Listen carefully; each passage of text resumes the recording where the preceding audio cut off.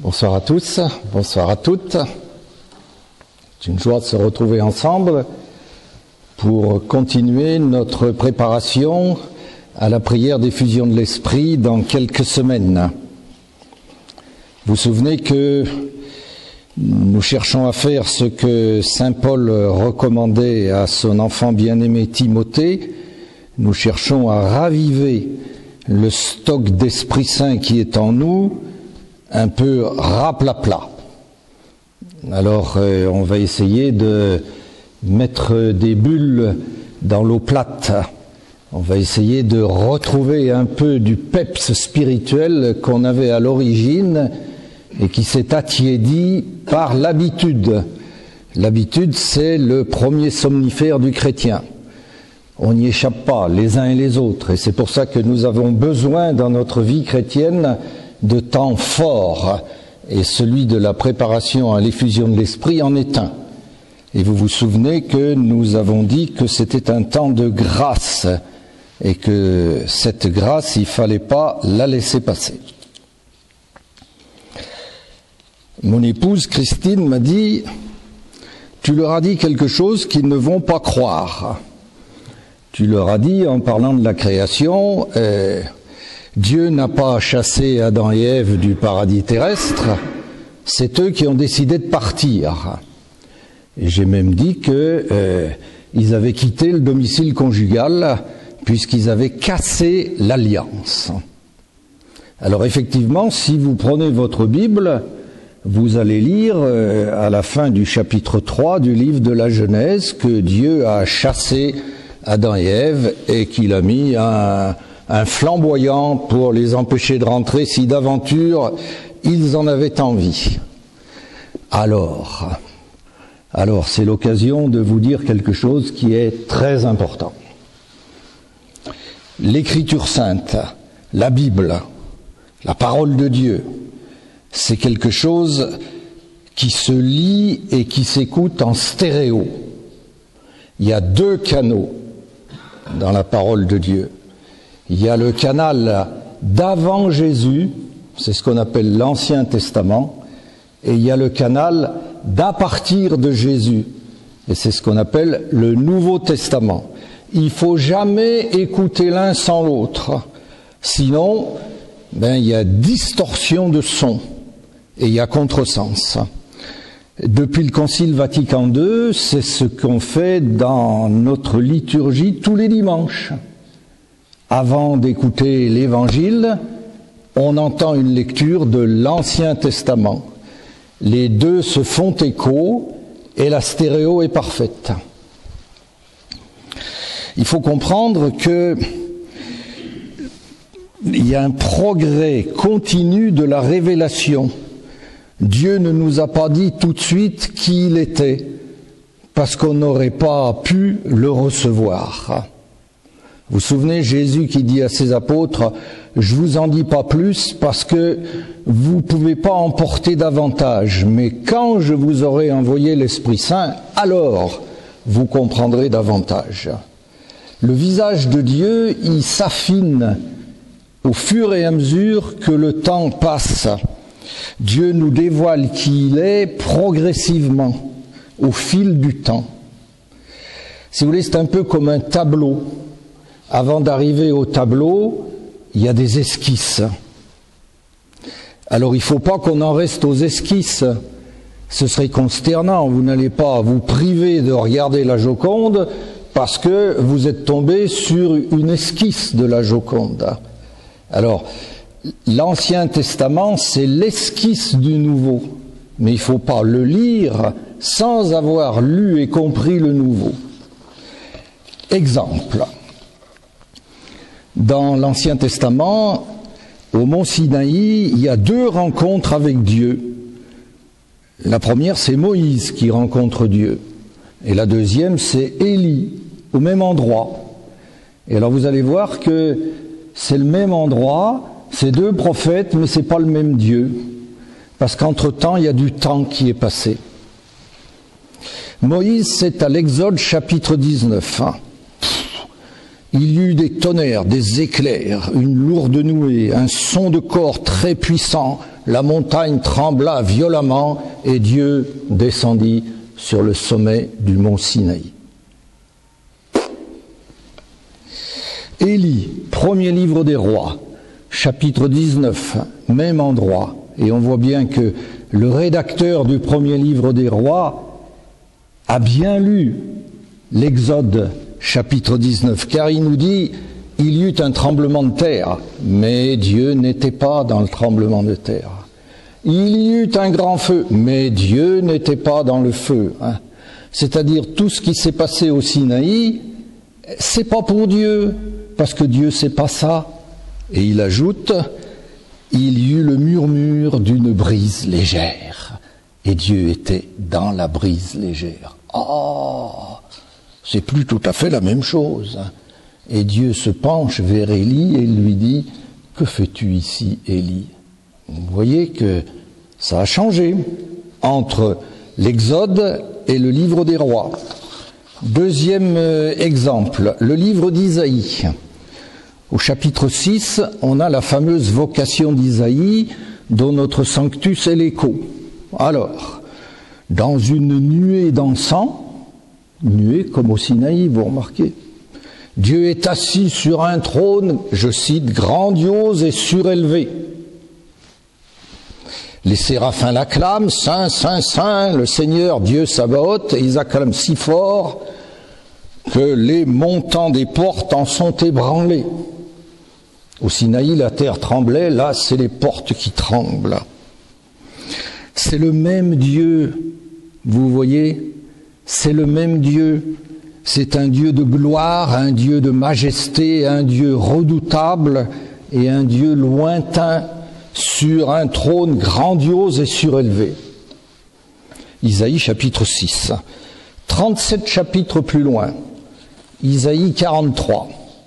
C'est quand même 2 siècles après, puisqu'il y a eu plusieurs, le livre d'Isaïe, ils ont été 3 à le faire et ça a duré 4 ou 5 siècles.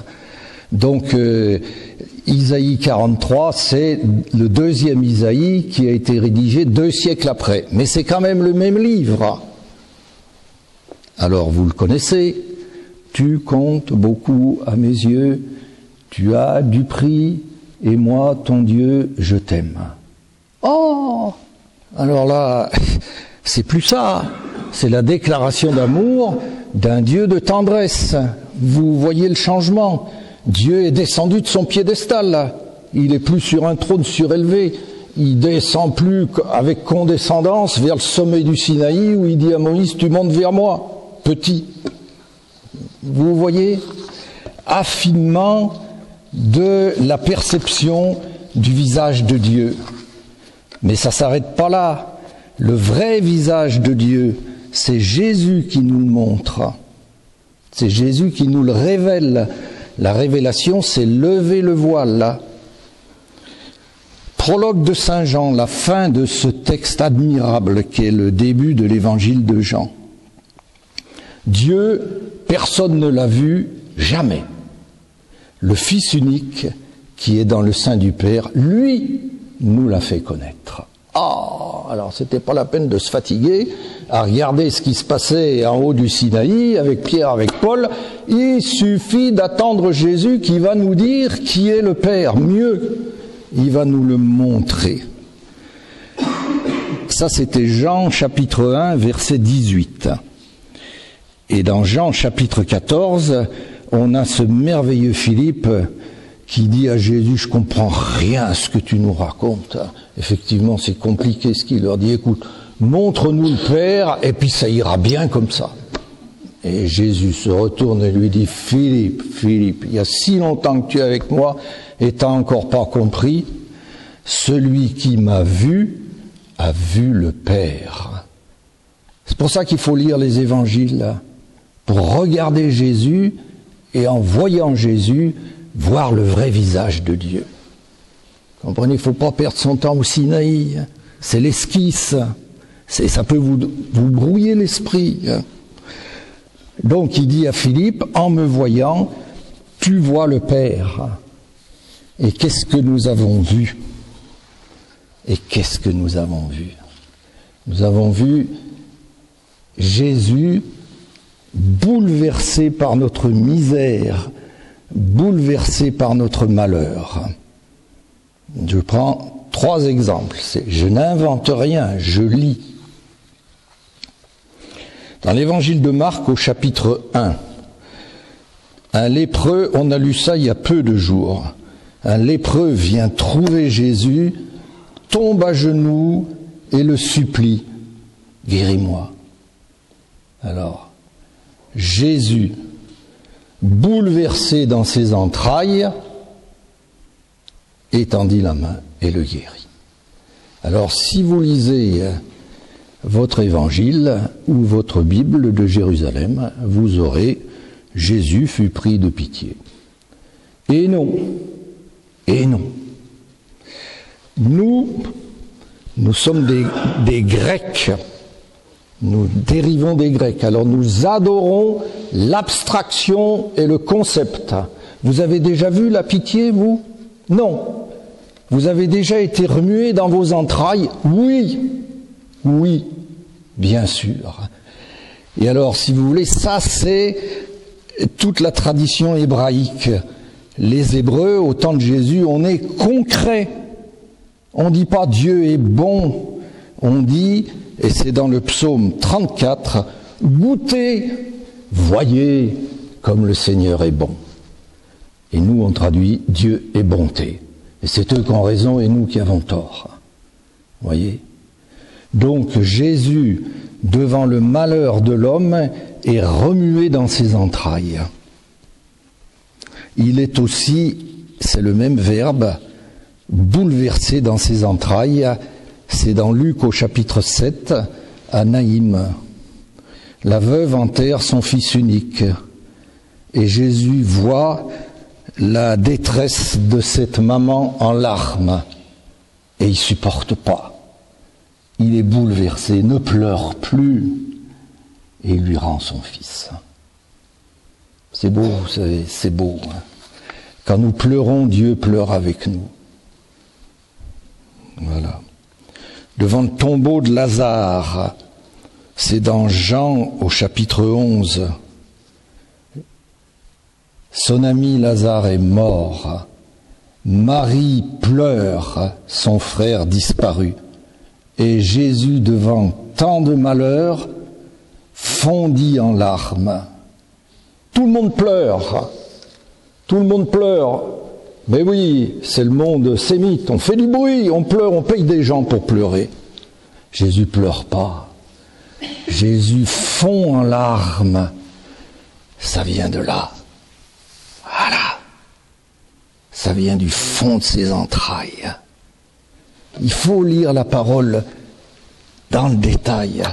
Pas avec un microscope, mais vous voyez, vous commencez à voir le vrai visage de Jésus.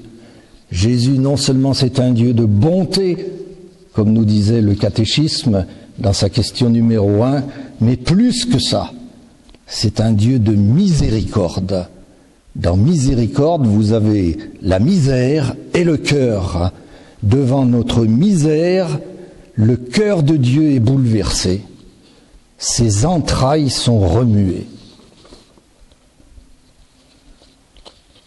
Et au cas où on n'ait pas été bien attentif, Jésus, alors il nous a donné une parabole qui nous dit tout, et c'est la parabole du fils prodigue au chapitre 15 de Saint Luc. Il faudrait presque la savoir par cœur. Le titre est mauvais, c'est pas la parabole du fils prodigue, ça commence « Un père avait 2 fils ». Et les 2 fils vont être aussi importants l'un que l'autre dans la parabole. Ce qui nous intéresse, c'est le Père. Et le Père, c'est notre Dieu. Alors, Jésus nous l'a montré, le Père. Alors, il faut connaître par cœur le verset 20. L'enfant parti, l'enfant perdu, revient. Tandis qu'il était encore loin. Et puis, nos Bibles ont sauté. Là.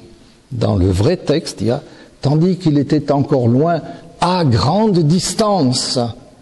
Il était vraiment loin, très loin. Et pourtant son père le voit parce que son père le guette. Dans ton chemin vers le ciel, Dieu te regarde et Dieu t'attend. Dites-vous ça. C'est beau. Même si vous êtes encore loin, à longue distance, son Père l'aperçut. Il fut bouleversé dans ses entrailles. C'est encore une fois le même verbe. Il fut bouleversé dans ses entrailles. Il courut se jeter à son cou et l'embrassa. Tendrement, dit votre Bible, mais non. Il l'embrassa longuement. Il le couvrit de baisers. Oh, fabuleux. Voilà le vrai visage de notre Dieu. Il m'attend, il se jette à mon cou et il me dit pas, ça va. Il me couvre de baisers, alors que j'ai fait les pires bêtises. Conclusion. Vous voyez à peu près, vous voyez que ce que je vous dis, je l'atteste. Conclusion, il faut lire l'Ancien Testament en prenant l'Évangile comme grille de lecture. Pour lire et comprendre Genèse 3, il faut avoir en filigrane, comme le billet de banque, et la parabole du fils prodigue. Alors vous comprenez bien que c'est pas Dieu le Père qui les a chassés. Le père du prodigue, il lui a pas dit « va-t'en ». Il l'a laissé partir. Et jour après jour, le cœur brisé, il a attendu son retour. C'est ça, notre foi. On est parti. Et Dieu a le cœur brisé. Et il guette. Et il attend qu'on revienne. Si vous voulez, l'une des conséquences du péché originel, c'est que c'est très important. Nous nous faisons spontanément de Dieu une idée fausse. Nous mettons Dieu comme un Dieu qui nous punit, qui nous chasse, qui nous empêche de revenir, alors que c'est complètement l'inverse. Si vous voulez, la cassure du péché originel a cassé notre perception de Dieu. Et il faut que nous soyons très attentifs. Je pense que Cécile vous enverra le chapitre de la Genèse, qu'il faut bien connaître le péché originel, parce que c'est fondamental. Et notre pape Benoît XVI le disait il y a 1 an, quand il rencontrait des prêtres. N'oubliez pas de faire la catéchèse du péché originel, sinon rien n'a de sens. Tout part de là. S'il n'y a pas eu le péché originel, on n'a pas besoin d'être sauvé. D'où il tombe ce salut? Vous voyez? Si on est toujours Obélix, on n'a pas besoin de la potion magique. Voilà. C'est bien dans le texte que vous allez relire, on voit que avant le péché originel, il y a une familiarité entre Dieu et l'homme. Dieu se promène dans le jardin où il a mis l'homme. Il se promène à la brise du jour, dit le texte. Merveilleux. Et puis voilà que ils font la bêtise. Et à ce moment-là, tout d'un coup, quand ils entendent le pas de Dieu, ils vont se cacher parce qu'ils ont peur. Adam et Ève se cachèrent. Je veux reprendre le texte pour le citer exactement. L'homme et la femme se cachèrent devant Dieu parmi les arbres du jardin. Le Seigneur l'appelle. Où es-tu? Réponse. J'ai eu peur. J'ai entendu ton pas et j'ai eu peur. Et l'une des conséquences du péché originel, c'est que nous avons spontanément peur de Dieu. Nous voyons Dieu comme un pharaon qui nous surplombe du haut du Sinaï, d'accord, qui nous donne des ordres et qui nous punit quand on n'exécute pas ces ordres, qui nous punit quand on transgresse des interdits. C'est ce que pensent beaucoup de gens qui ne sont pas chrétiens. Oh mon pauvre vieux, toi alors, tu peux rien faire, tu es enserré, encorseté par des interdits. C'est totalement faux. C'est totalement faux. La charte du Nouveau Testament, ce sont les béatitudes. Si tu es pauvre en esprit, tu seras heureux, heureux, heureux, heureux. Dieu nous invite à un bonheur. C'est ça qu'il faut répondre à ceux qui vous disent que vous êtes un zozo parce que vous croyez en Dieu, parce que vous êtes chrétien. Mais non, j'ai envie d'être heureux, toi aussi. Mais on t'a jamais expliqué comment ça fonctionnait. Voilà. Spontanément, nous avons la perception du Dieu de la Genèse, du Dieu redoutable, du Dieu surélevé. Et alors, dans les textes que j'ai cités, c'est étonnant. Dieu, dans le Sinaï, le texte dit « Tout le peuple trembla ». Tout le peuple trembla. Et dans le texte de la vocation d'Isaïe, au chapitre 6, après toute la description que je vous ai faite, Isaïe, il dit « Malheur à moi, je suis perdu ». Ah ben voilà, c'est bien, vous voyez, je suis proche de Dieu, je suis foutu. Comme Adam, j'ai eu peur, je me suis caché. Voilà. Alors, pourquoi j'insiste? Parce que si nous en restons là, notre vie chrétienne va être un cauchemar. Un cauchemar. Et on va s'en aller. En disant non, quand même. Si vous voulez, c'est ce que j'appelle la vie chrétienne, le permis à points. Hein? T'as des points, pas beaucoup. Hein. T'as fait une bêtise, tac, 2 points de moins. Une grosse bêtise, 3 points de moins. Petite bêtise, 1 point. Ah, t'as plus de points, chouette, l'enfer. Ah, mais c'est effrayant. C'est absolument effrayant.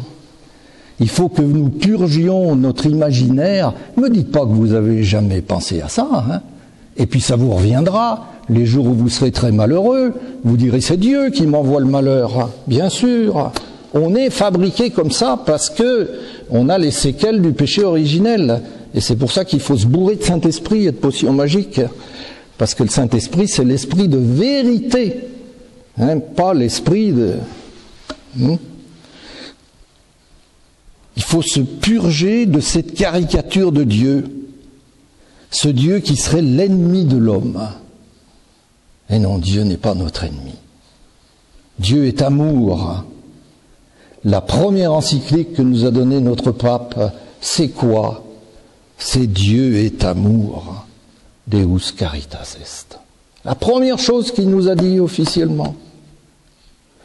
Dieu t'aime, Dieu m'aime. Tu comptes beaucoup à mes yeux et moi, je t'aime. Voilà, ça c'est notre vrai Dieu. C'est pas un juge qui prend plaisir à te punir. Oui, mais très bien, mais l'enfer quand même, c'est pas une punition? Eh non. Vous lirez le catéchisme. C'est à la question 1033. L'enfer, c'est moi qui choisis d'y aller, c'est jamais Dieu qui m'envoie en enfer. L'enfer est un état d'auto-exclusion. Auto, self. C'est moi qui m'exclus de la communion avec la joie de Dieu et des bienheureux. C'est moi. C'est moi qui dis, Dieu me dit, entre dans la joie de ton Seigneur. Tu veux bien? Et il y en a qui disent, non, je veux pas. Alors ils vont prendre la clé de l'enfer, crac, ils ouvrent et ils y vont. Et Dieu pleure. Et Dieu pleure. Bon, d'accord pour l'enfer. Il a cité le catéchisme, on ne peut rien dire. Mais le purgatoire, quand même. C'est pas une punition, le purgatoire. T'as fait plein de péchés. 25 ans de purgatoire. Et non. Le purgatoire, c'est selon la belle formule du saint curé d'Ars. C'est l'infirmerie du bon Dieu. C'est l'infirmerie du bon Dieu. Si vous voulez, nous voyons toujours Dieu avec... On le voit comme un homme. Vous voyez, dans la création, le péché originel, Dieu est tout-puissant, on lui a désobéi, il punit et il chasse. Ben ça, c'était le début. Ils n'avaient pas bien encore compris ce que c'était Dieu. La justice des hommes, c'est « viens ici qu'on te punisse ». C'est pas la justice de Dieu. La justice de Dieu, écoutez bien, viens ici qu'on te guérisse. parce qu'on t'aime. C'est ça le purgatoire.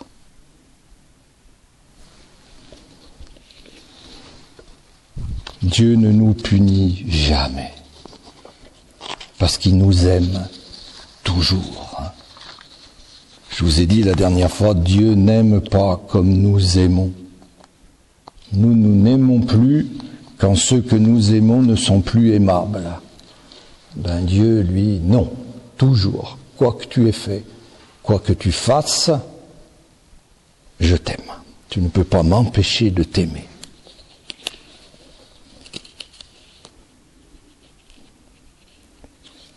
Ça peut vous aider beaucoup, ça, à témoigner de votre foi à ceux qui ne l'ont pas et qui la moquent parce qu'ils ne la connaissent pas.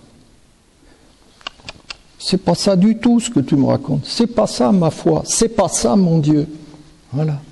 Là, ça commence à... Dieu ne nous punit jamais. Et il a si peu envie de nous punir que quand nous faisons des bêtises, péché originel, c'est lui qui vient réparer nos dégâts. C'est quand même le bouquet. Hein. C'est nous qui faisons la bêtise et c'est lui qui vient réparer. C'est ce qu'on appelle l'incarnation. Alors j'ai trouvé une magnifique formule de notre pape. L'incarnation, il l'a définie comme ça. Le Christ est la main de Dieu tendue à l'humanité pour qu'elle puisse sortir des sables mouvants de la mort. Vous voyez, péché originel, on était en triste condition. Jésus va venir, main de Dieu tendue, offerte. Il ne vient pas nous saisir et nous enlever. Il tend la main, si tu veux. Dieu ne dit jamais « je veux », il dit toujours « si tu veux, si tu veux ». Je propose la main de Dieu tendue à l'humanité pour qu'elle puisse sortir des sables mouvants de la mort. Et Dieu vient réparer nos dégâts en payant de sa personne. Et ça, c'est la rédemption. Alors, se pose une question quand même. Est-ce que Dieu aurait pas pu trouver une formule qui pour lui soit plus facile? Parce que quand même, mourir sur la croix, c'est terrible. Est-ce qu'il n'y avait pas une autre solution? Eh bien, voilà. Est-ce qu'il ne suffisait pas d'effacer l'ardoise, de pardonner? Ben non. C'est pas si simple. On est en alliance. Dans une alliance, on est deux. Alors, si le mari trompé dit à sa femme infidèle qui a quitté le domicile conjugal, « Je te pardonne, on n'en parle plus ». Ben oui, c'est bien. Mais ça ne suffit pas à faire revenir la femme infidèle qui est partie. Elle est pardonnée, très bien. Va-t-elle revenir? Il faut, pour rétablir l'alliance, l'échange de 2 oui. Le pardon de Dieu, c'est 1 oui. Il faut la réponse de l'homme.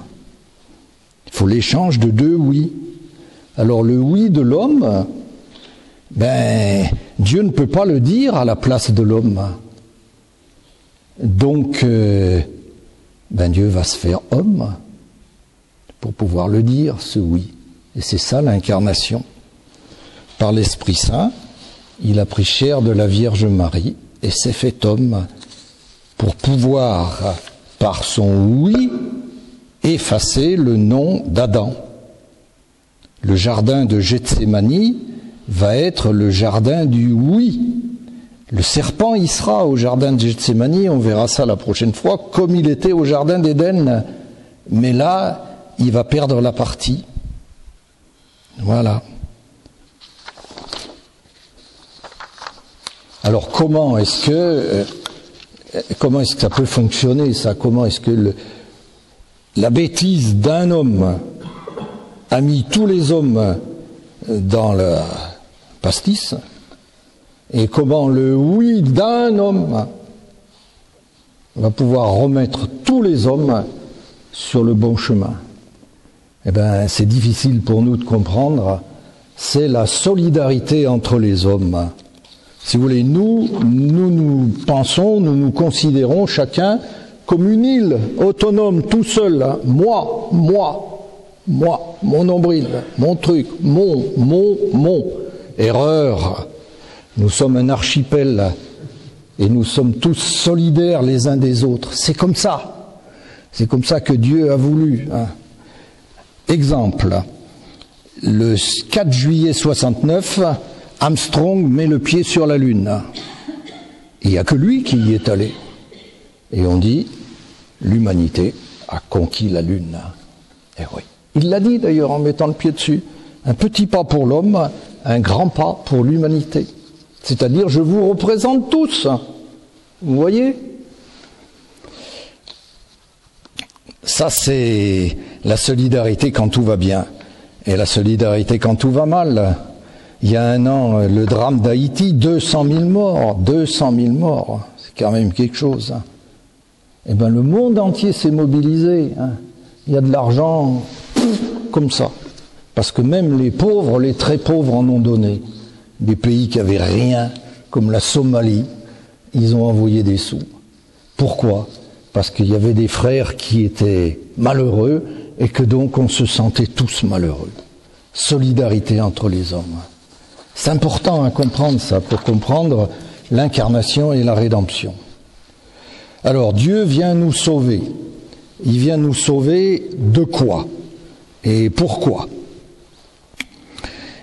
Ben, on l'a perdu de vue parce que nous sommes dans l'après. On est sauvés. Bon. Et donc, il faut essayer de se remettre dans l'avant pour comprendre qu'on avait besoin d'être sauvé. Alors, j'ai une image et deux histoires pour vous faire comprendre ça. L'image, c'est le TGV. Le TGV, il a sur le toit de la motrice une structure métallique articulée qu'on appelle le pantographe. Et avec ça, il va chercher le courant dans les caténaires et il avance. Le péché originel, c'est Adam et Ève qu'on dit, nous, on baisse le caténaire, on n'a besoin de rien. On va faire tout seul là. Et oui. Ils sont tombés en panne. L'homme est en panne, en pleine nature. Il fait tout nuit, puis il fait froid parce qu'il n'y a plus de chauffage. Hein. Voilà. Après le péché originel, il fait noir et il fait froid. Et c'est pour ça que Dieu va nous donner le Saint-Esprit. Et la première vision de l'Esprit qu'on aura, c'est à la Pentecôte, le feu.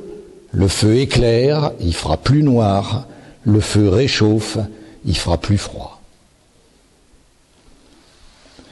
Deuxième histoire, une histoire, alors ça c'est une image, mais une histoire vraie. Ça m'est arrivé il y a longtemps. J'étais adolescent. Je me suis engueulé avec mon père, comme on dit. On ne sait plus bien pourquoi, le ton a monté. Puis tout d'un coup, à bout d'arguments, j'ai dit, bon, ben, puisque c'est comme ça, je m'en vais. Puisque je ne savais plus quoi dire. Alors j'ai claqué la porte de la maison, j'ai quitté la maison de mon père et je suis parti. Je suis parti comme j'étais en pantoufles, là. À l'époque, un jeune en pantoufles, dans la journée, ça faisait mauvais effet, ça finissait rapidement au poste de police. Alors je suis parti dans un lieu plus discret, c'était au bord du fleuve. Il y avait un grand fleuve dans la ville où j'étais, disons que c'était comme si j'étais parti sur les quais de Garonne. Et puis le temps a passé, et puis le soir est tombé, puis il faisait nuit, puis il faisait froid, parce que j'étais pas habillé comme il fallait. Et puis j'avais peur, parce qu'il y avait des drôles de gars qui se baladaient par là. J'étais jeune, j'étais une proie tentante, et j'étais perdu, je n'avais plus d'avenir, je ne savais plus où aller. J'avais quitté la maison de mon père. Je m'en souviens, hein. Longtemps après. Vous voyez, c'est des expériences, ça, qui sont... Voilà, et soudain, dans la nuit, mon frère.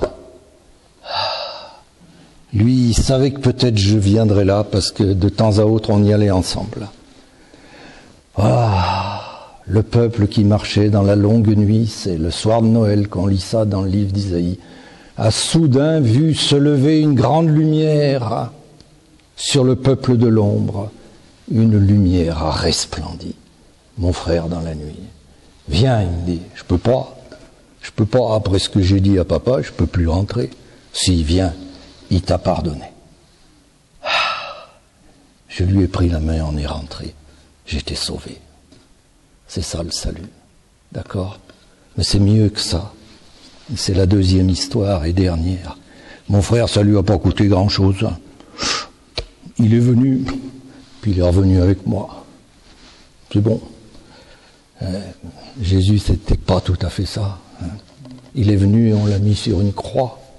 Alors on est à Auschwitz, 31 juillet 41. Il y a un gars qui s'est évadé. Alors tous les déportés sont dans la cour centrale debout. Et on attend qu'on les retrouve pour le pendre devant tout le monde. Et pour dissuader les autres d'essayer d'en faire autant. Le jour passe, il fait chaud. On ne retrouve pas le gars. Les déportés tombent comme des mouches. Vous savez dans quel état de décrépitude ils étaient. Et puis à la fin de la journée, on dit bon, on l'a pas retrouvé, alors c'est la règle qui va s'appliquer. Un évadé, 10 morts. On va en prendre 10. On en prend 10 au hasard dans les rangs, et on va les emmener dans les bunkers de la faim, où ils ne seront plus ni nourris, ni hydratés, jusqu'à ce qu'ils meurent. Et ça dure 14 jours.